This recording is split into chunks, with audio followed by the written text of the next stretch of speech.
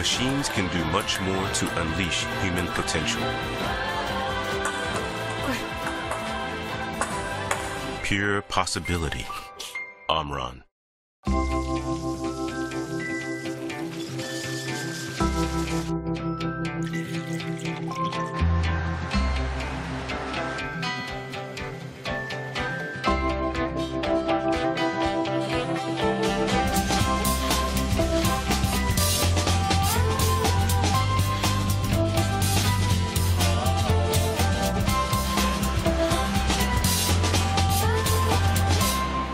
Mitsui and Company.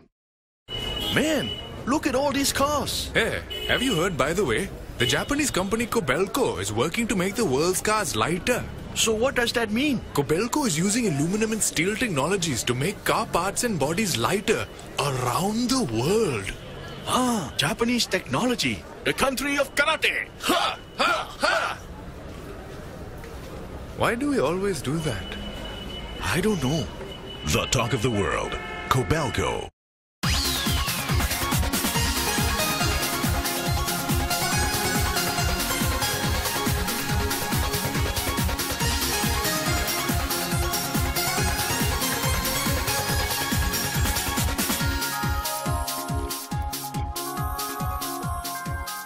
Welcome to Channel Japan. I'm Makia Rai. And I'm Hirani Naganuma. Every week, we bring you the freshest information out of Japan from our studio here in Tokyo. From the economy to culture and even food, if you want to find out the latest in Japan, this is where you'll find it. And these are our topics for today. In Dream Weavers, a small company that weaves the world's lightest and thinnest silk fabrics. In the Project Japan, a new music business that's music even to people without an ear for music. From World Business Satellite, manufacturing transformed in a regional community. And from Takumi, applying traditional techniques to a modern device. So let's get started. First up is Dream Weavers, in which we introduce the one-of-a-kind techniques and technologies of Japan's small and mid-sized companies. This time we'll be introducing a company called Sai-A Orimono in Fukushima Prefecture that produces the world's lightest and thinnest silk fabrics using its own unique technology. So I know that the company succeeded in developing a way to mass-produce such fabrics, and while it's attracting the attention of international fashion brands now, the factory was once on the verge of being shut down. Yes, and because they endured such difficult times, they've become more willing to take on new challenges and constantly aim to be #1 in the world. Take a look. In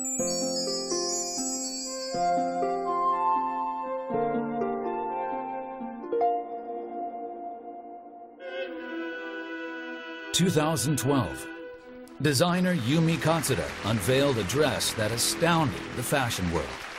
A wedding dress made from the world's lightest and thinnest fabric. The flowing fabric was made by a small silk weaving company in Fukushima Prefecture. Kawamata, Fukushima Prefecture has flourished since ancient times as a center of silkworm cultivation and silk textile weaving.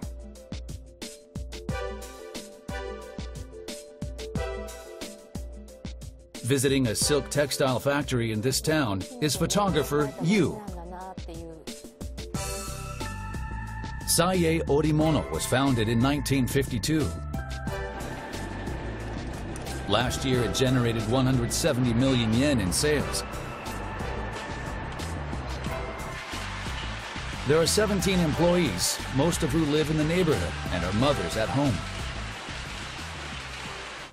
This is impressive. The tools here too. Showing her around is the son of the president and the company director, Eita. Our photographer will tour the company to discover the secret to its success and capture that on camera. Numerous bobbins are lined up. 10 to a column, 40 to a row. 400 threads are being pulled up all at once. Can you see them? I wonder if it'll show up on camera. They're so thin.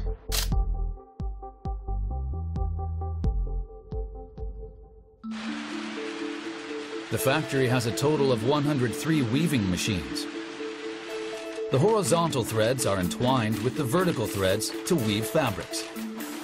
But the path to becoming #1 in the world was not smooth. At around the time the director was graduating university, the company was struggling. The 250 or so textile weaving companies in Kawamata in the 1970s had sharply declined to about 40. Lower-cost chemical fibers became widespread and demand for higher-end silk shrank. My company is in Kawamata, and it's a region specializing in thin silk fabrics. I thought, if we pursued this angle to the extreme, we might be able to make something interesting. But that alone would result in just a regional product. So we began talking about adding our own technology. In this region, we were the only ones doing something called top dyeing, of dyeing at the thread stage and then weaving fabrics. So we thought if we combined these two aspects, we might be able to come up with something unique to our company. Adding color to threads beforehand and weaving thin fabrics. This idea led to the birth of Fairy Feather, the world's lightest and thinnest fabric. In 2012, it was awarded the Prime Minister's Prize of the Monozukuri Nippon Grand Awards. After going around the factory, the photographer Yu notices something.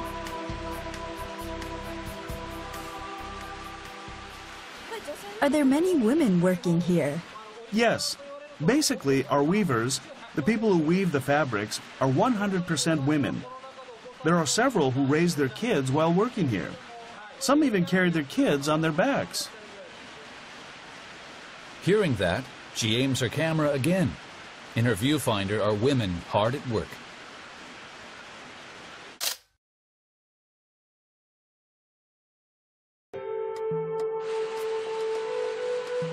Looking closer, there are broken threads everywhere. Whenever they break, the women use their nimble hands to rework the threads while operating the machines.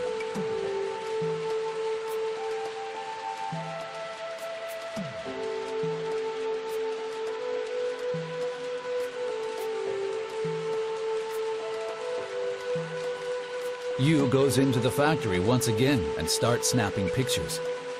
Weaving has traditionally been the domain of women. What's going through her mind as she watches these women and mothers doing such work in this day and age?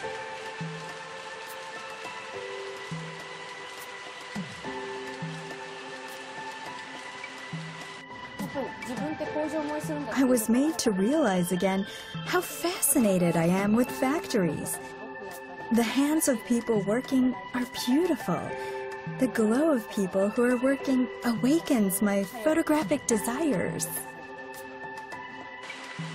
The attractions of this company that she discovered are the delicate movement of hands manipulating thin threads and the devotion to a craft. A picture of Japanese womanhood.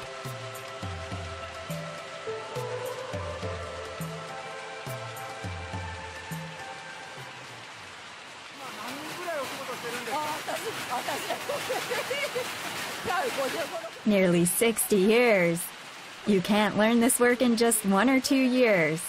It's only after many years that you learn how. In a factory with mostly elderly workers, a young and energetic addition. Kanae Matsuno joined the company 8 months ago. She's been watching how the veterans work. Each and every person is giving everything they have to the work they've been assigned. I just started and still have a long way to go. But I'm going to try to improve my skills, little by little. And another new worker, Shunsuke Sato. The techniques that have been handed down to us, I think each one is wonderful. I want to copy the techniques of my predecessors and learn how to make even better products.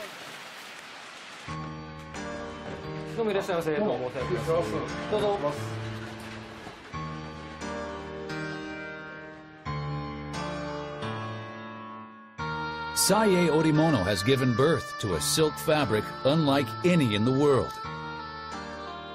But they're not sitting still. They've taken the next step. On this day, the company will be receiving a very important customer.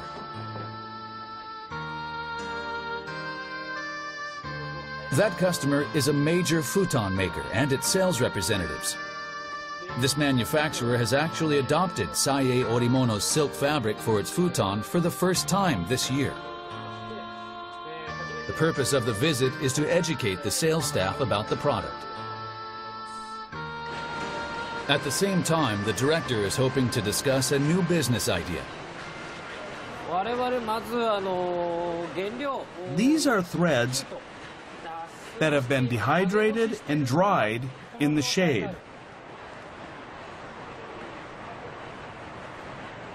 Please go all the way in. There's more people behind.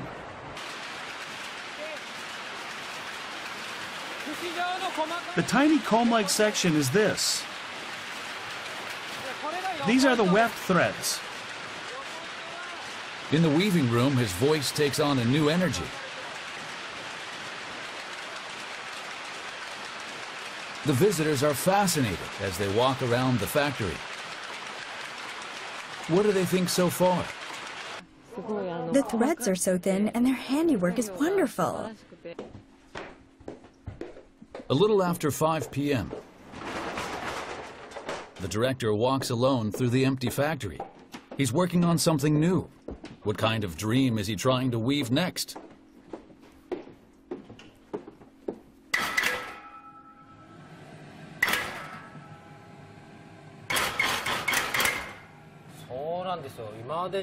I'm trying to do something unprecedented.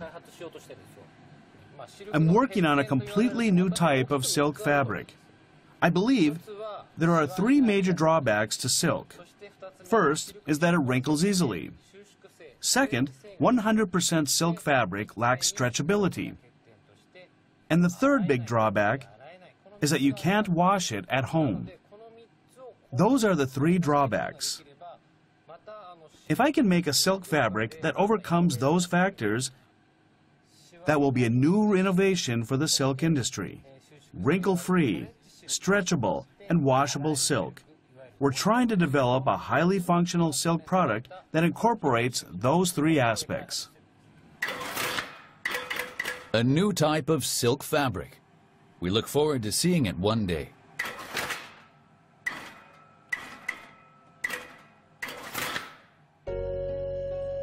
Three days later, we visited Yu's office. She took about 300 pictures.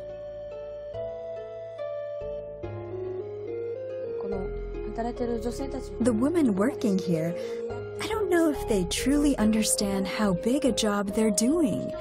I've always liked taking pictures of people.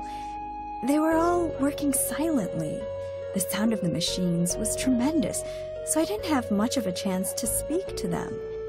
But they were all hard at work. It's because of the experience and long career of each worker that they can connect one thread to another.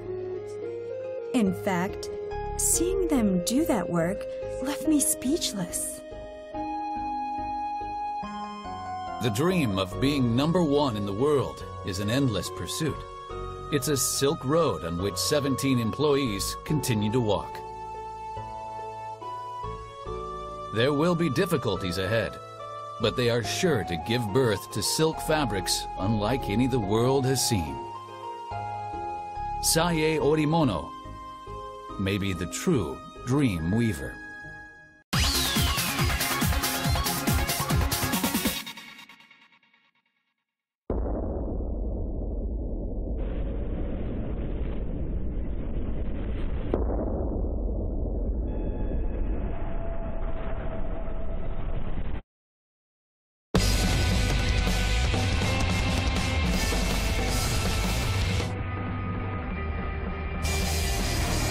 The sport truck. New Mitsubishi Triton. Drive at Earth Mitsubishi Motors.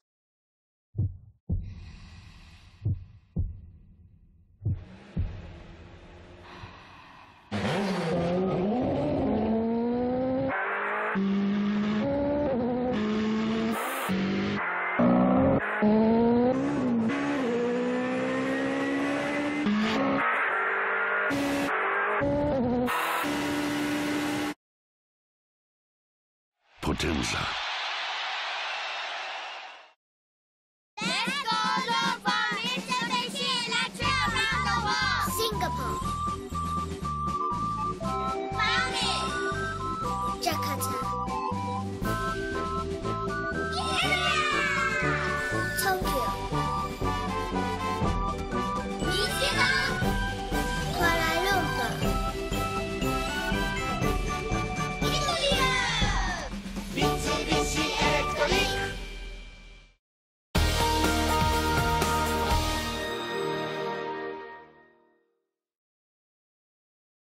You're watching Channel Japan. Up next is the Project Japan. So, Naganuma-san, what's the topic? Today we'll be looking at the business of music. Now, Arai-san, what kind of music do you listen to? I listen to every kind of music. I listen to Japanese pop music, and when I want to listen to global music, I check the top chart and see what's coming up. I do too. And where do you listen to these music? I listen to them everywhere. I have the music downloaded in my smartphone, so I can listen to them outside or at home, everywhere. Well, that's exactly my point. If you look over here, this is data from the Recording Industry Association of Japan showing the total production value of music CDs, records, tape cassettes over the past 10 years, and as you can see, it has been declining sharply.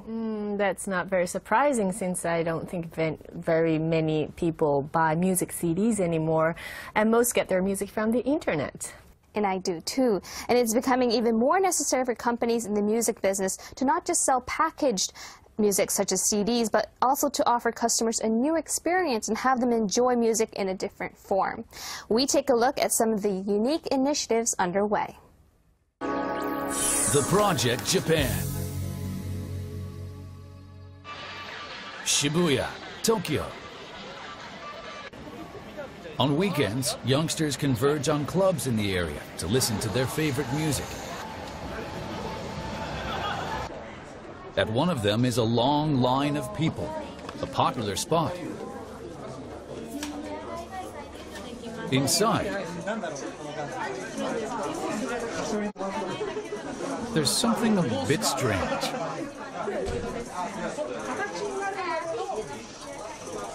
It's a music event, but the only sound is that of people talking. Looking around, everyone is wearing headphones. Despite the music being played in front of them, each person is listening to that music through their headphones.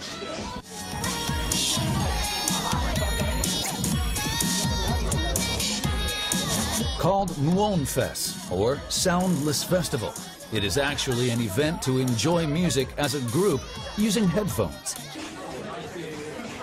Take off the headphones and people can chat while drinking a beer.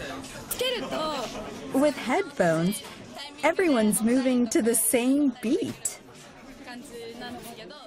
Take them off, and you're in a strange space. You can actually focus on the music. The music is delivered wirelessly to all headphones within 30 meters of a small transmitter attached to an amplifier.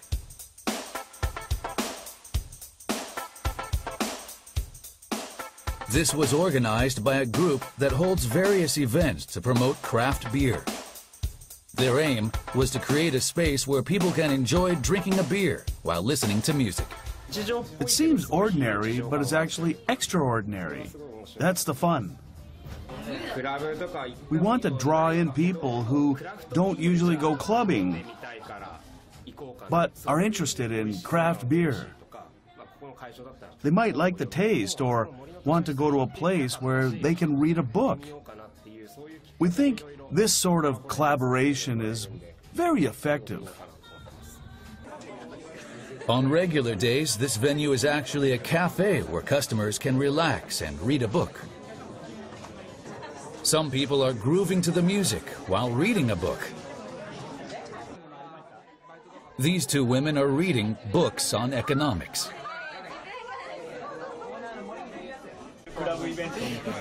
No.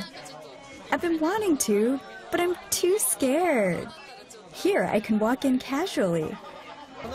We're playing at these venues But I think it's great that people can adjust the volume to their liking, for example, and listen to the music in a suitable and comfortable environment for them. It's a fact that the music industry is in a downturn. So, these events might get people to come out.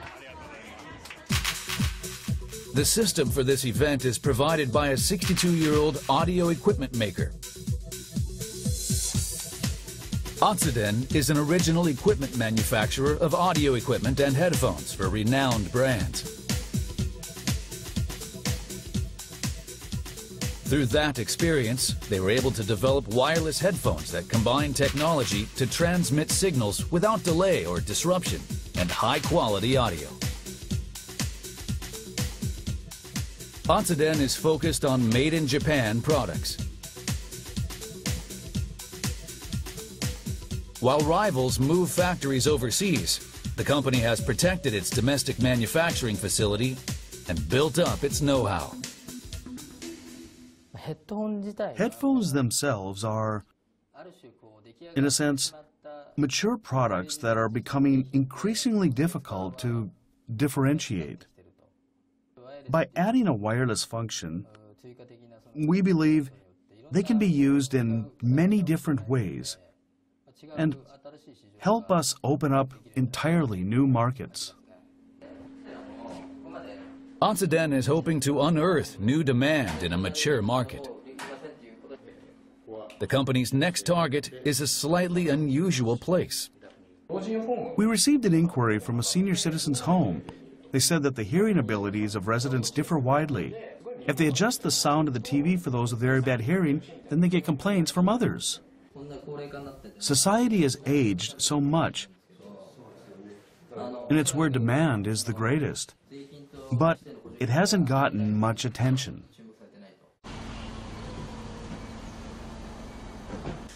A nursing care facility for the elderly in Chiba Prefecture. Otsuden's Ryo Oishi is here to promote their headphones. I can hear very well. The residents try listening to their favorite music using the headphones.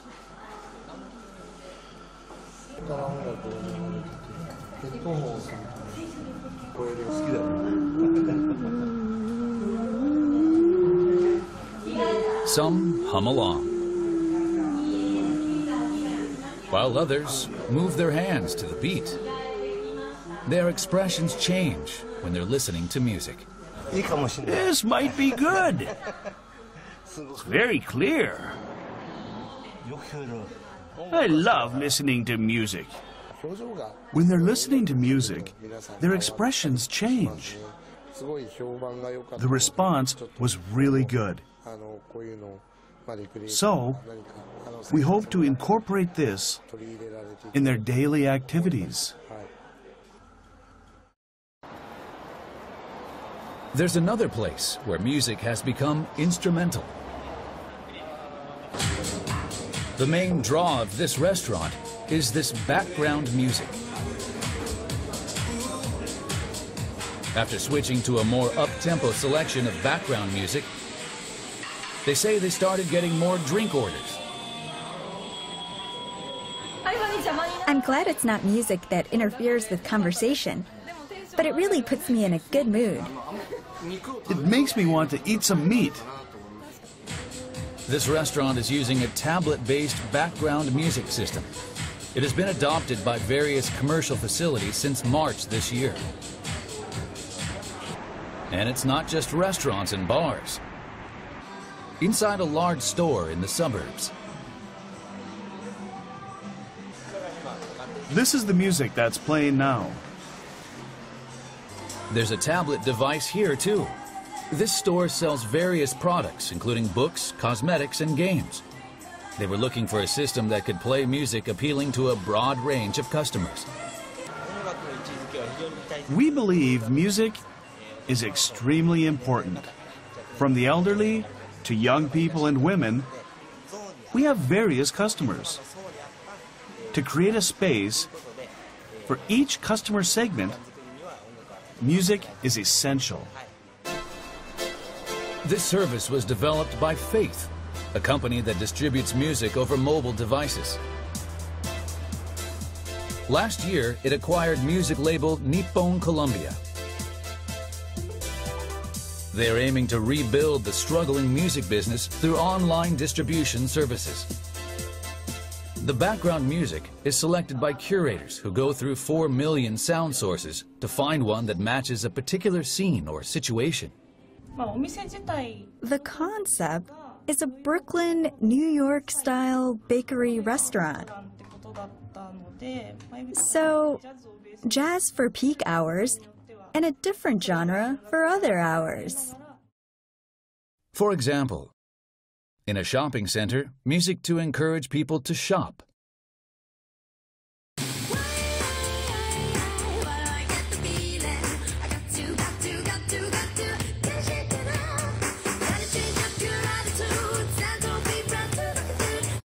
And in a store selling products for children.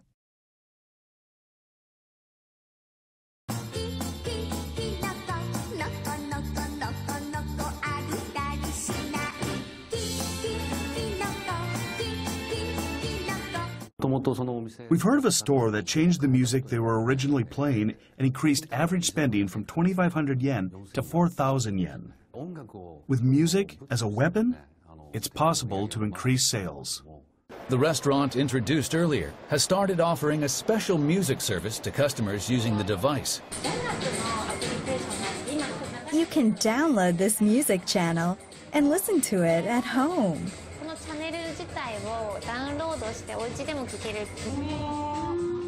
You're right! Wow! This is great! By coming to the restaurant, customers can download the background music and take it home. The aim is to draw in customers through music.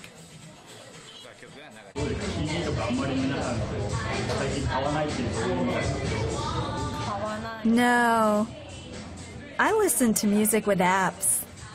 With music CD sales continuing to fall, initiatives such as this are attracting the attention of the music industry. It's been said for a while that the music industry has lost its energy, and places where people can listen to music are quickly disappearing. But stores are always playing music.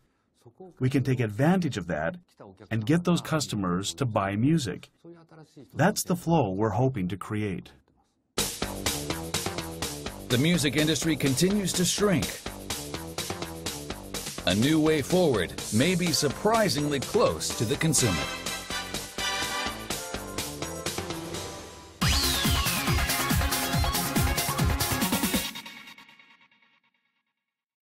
Let's paint a vision, your imagination.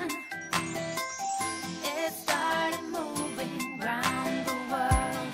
Dream car. Let's paint a vision, your imagination. It started moving round the world.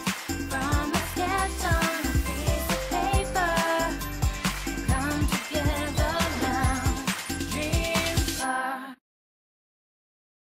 Dear Lisa, I took a boat ride from Grand Prince Hotel Hiroshima and I arrived at an island of the gods. The autumn foliage was divine, simply wonderful. Riding on the Red Arrow, there was another wonderful place near Tokyo. This primeval scenery can only be described as wonderful. Let's come here together someday. Smiles ahead. Seibu Group.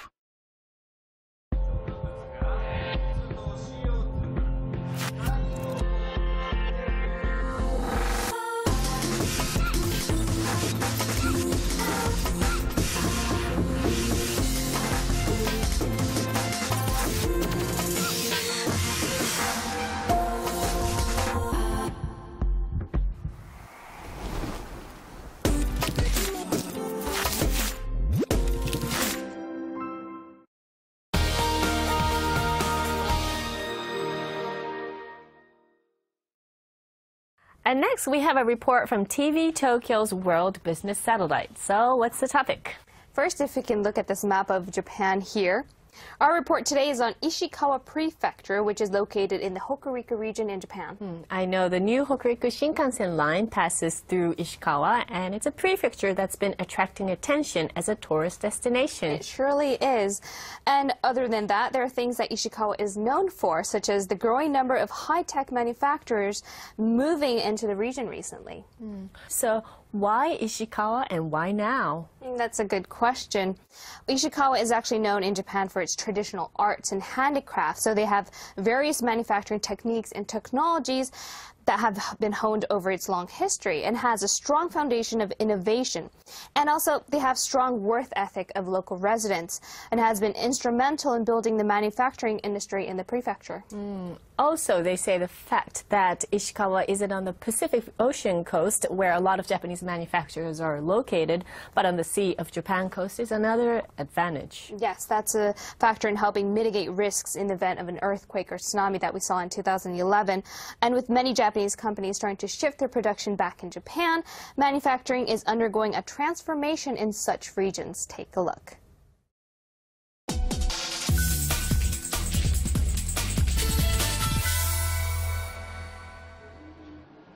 Two hours and 28 minutes from Tokyo on a brand new Shinkansen. Kanazawa City, Ishikawa Prefecture. Nikkiso is a manufacturer of components for medical equipment and airplanes. This is where world-class products are made. I believe there's no other company at the same level as us in terms of the capability to make such complex shapes. Being made here are components for aircraft jet engines. These help to control engine thrust during takeoff and landing. Nikkiso was the first in the world to commercialize a product using carbon fiber reinforced plastic. Currently, it is used in 90% of civilian aircraft worldwide.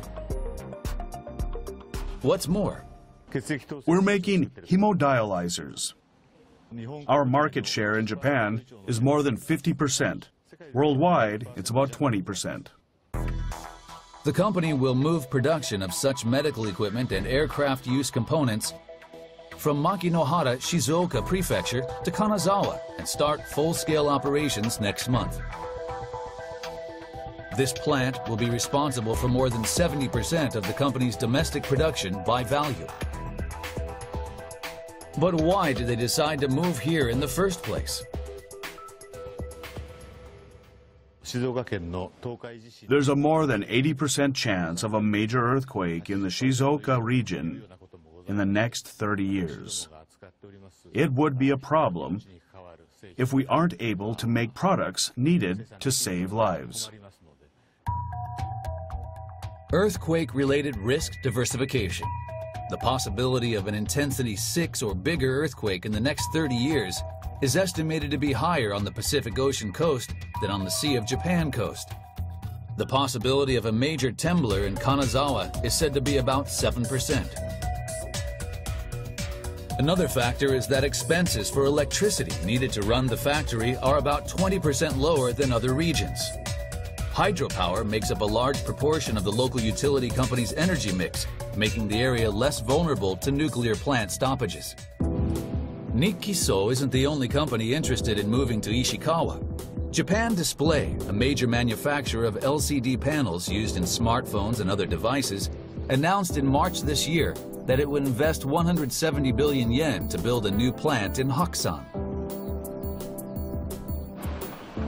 Toray also plans to expand its carbon fiber plant in Nomi next year. The prefecture says this fiscal year, 15 companies are slated to build new plants or expand existing ones in the prefecture, nearly double the figure a year earlier. Prefectural officials are all smiles. In fiscal 2009, immediately after the financial crisis, there were just 3, so 15 is a really surprising number for us. The opening of a new Shinkansen line shortens travel time to Tokyo, Osaka, and Nagoya to 2.5 hours. Komatsu Airport is linked to 9 cities in Japan and overseas, while Kanazawa Port is being expanded to accommodate large ships. Considering the transport of products made here, the location and conditions are extremely good. The level of education is also highly regarded. Nationwide, Ishikawa Prefecture is second only to Kyoto in terms of the number of residents who have graduated university and other institutions of higher education. With the competition for talent intensifying among companies, the large number of capable workers here is a major advantage. At the Kanazawa Institute of Technology, our primary aim is to nurture engineers, so we require our students to gain actual experience making things. This facility is called Yume Kobo. School is out for spring holidays, but there's a large number of students. Students of the university are free to use the equipment here. Established in 1993, it is the first such facility in the country.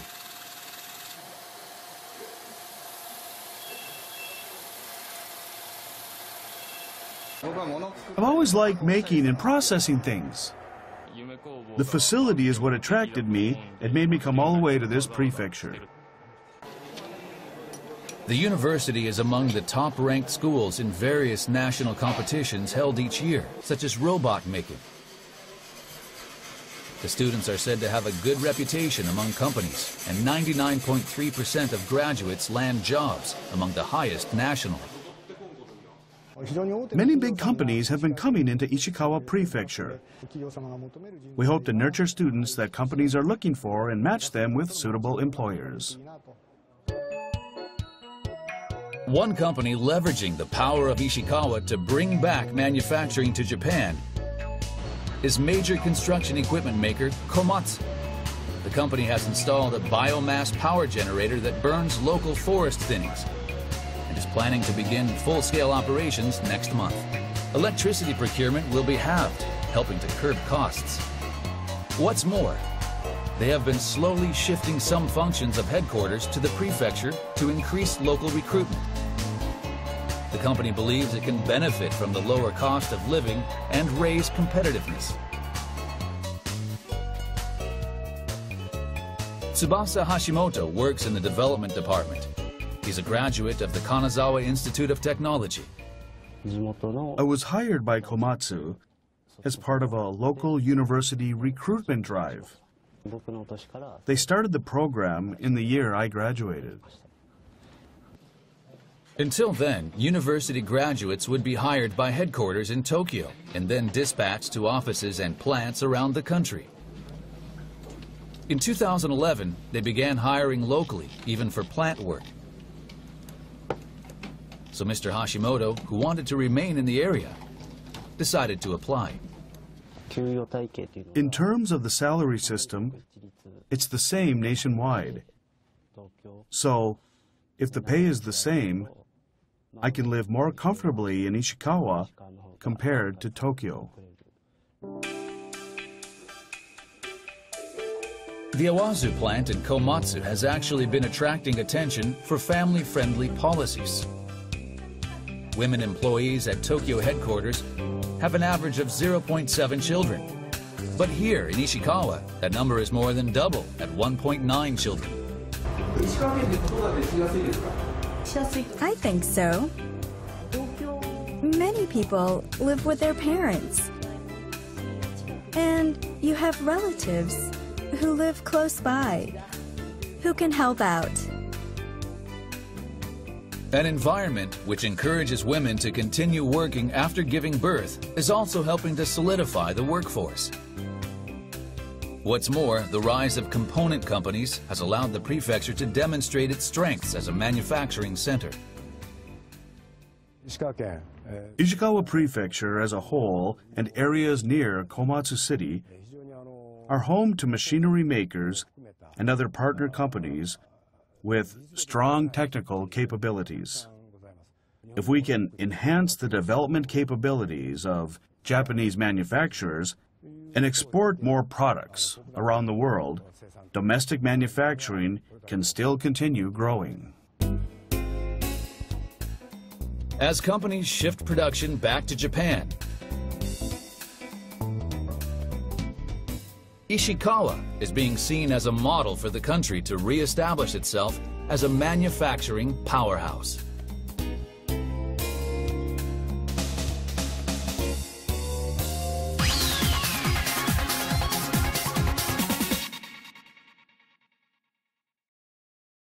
Ladies and gentlemen, this is Tokyo Skytree. Be awestruck by the panoramic view. There are so many other fun things to do after you've enjoyed the view. Ladies and gentlemen, let's go, let's enjoy. This is Tokyo Skytree. We do our jobs with sincerity and integrity to make a better living environment for the people and our society. Today's work, tomorrow's heritage. Shimizu Corporation. Channel Japan, your source for the voices and views of people and businesses across Japan. The latest reports on Japanese companies, culture, and technology. Find out what's happening on the ground. Every week, direct from Tokyo, Channel Japan.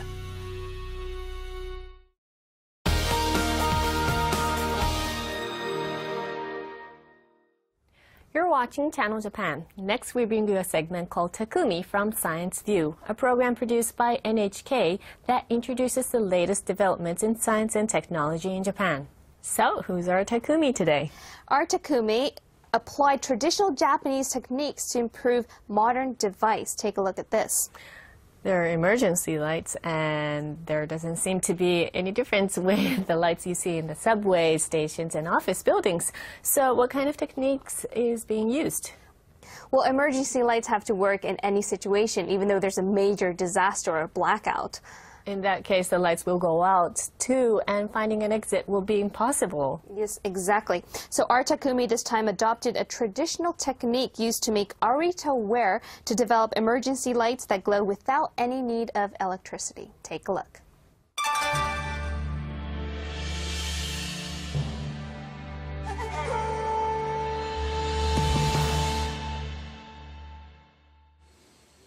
I visited Kawauchi Village, Fukushima Prefecture.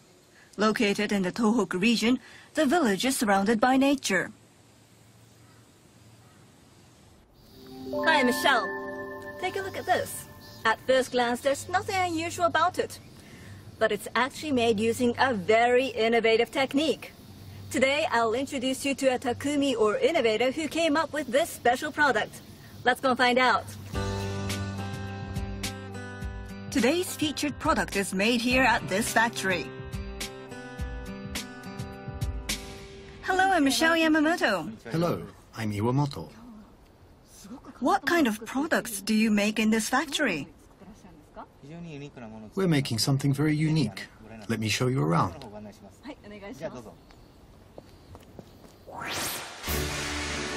This is our Takumi, Yasunori Iwamoto.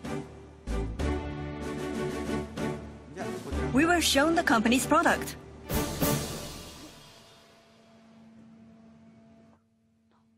This is it?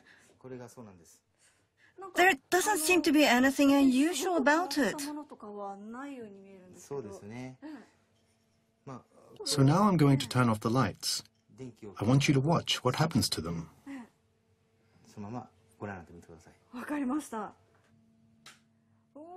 Whoa! That's so beautiful! And they glow so well. I'm surprised at how bright they are. His products do not require electricity and can emit light for many hours. It's receiving attention from the world of art and is being used in monuments. It's also used to illuminate gravel and creates a magical sight.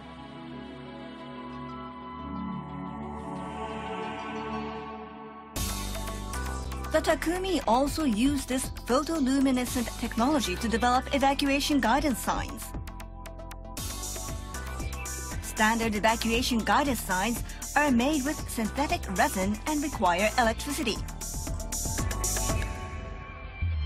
In 2003, a subway fire in Korea claimed many lives, and people could not escape because the emergency lights failed to turn on due to a power outage.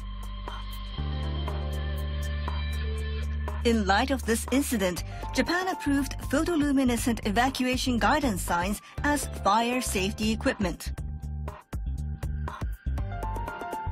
This was when the Takumi began thinking of a way to make evacuation guidance signs that didn't require electricity. It was during that time that he encountered a traditional Japanese craft. I met an Arita porcelain maker who's found a way to apply luminous pigments onto a tile and fire it successfully. When I saw the product, I was blown away. I'd never seen anything like it. So I decided to make an evacuation guidance sign using the Arita porcelain technique and commercialize it. The Takumi began by analyzing how Arita porcelain was made.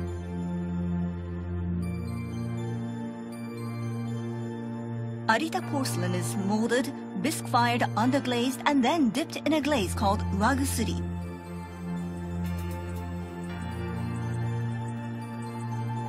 After it is fired in a kiln, colorful pigments are used to add a design. It's once again fired and completed. When he first started out, the Takumi imitated this process. And he replaced the traditional pigment with luminous pigment.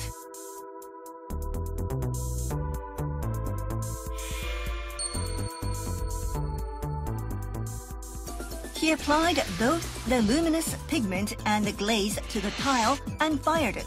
However, because the rate at which the two ingredients expanded was different, the tiles kept cracking and he wasn't able to maintain a set quality.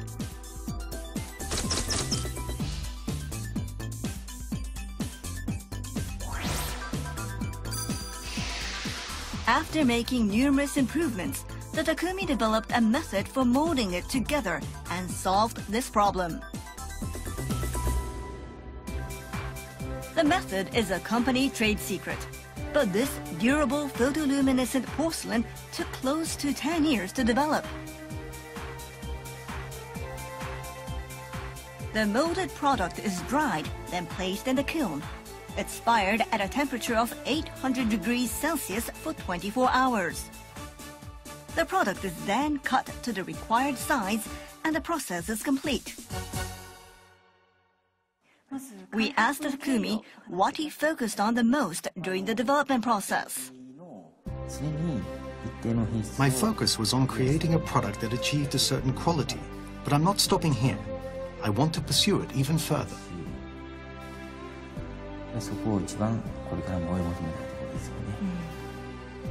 This technique shouldn't just belong to us.